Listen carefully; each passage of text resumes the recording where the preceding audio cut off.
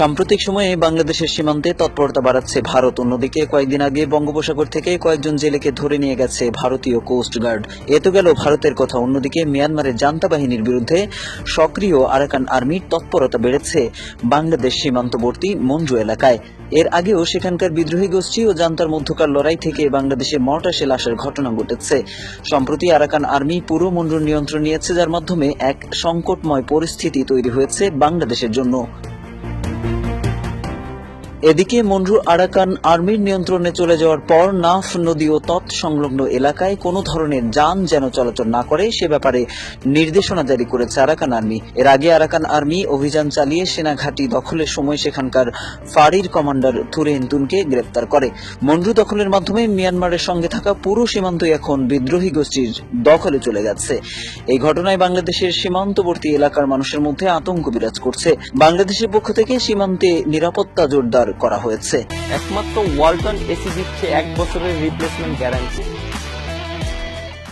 এদিকে আরাকান আর্মির মঞ্জু দখলের পর দুশ্চিন্তার কালো মেঘ আকাশে উঠছে বাংলাদেশের। আরাকান আর্মির এমন সিদ্ধান্তে ইতোমধ্যেই সমস্যায় পড়েছেন বাংলাদেশি জেলেরা। এমনিতে 2017 সাল থেকে প্রায় 12 লাখ রোহিঙ্গার ভার বইছে বাংলাদেশ।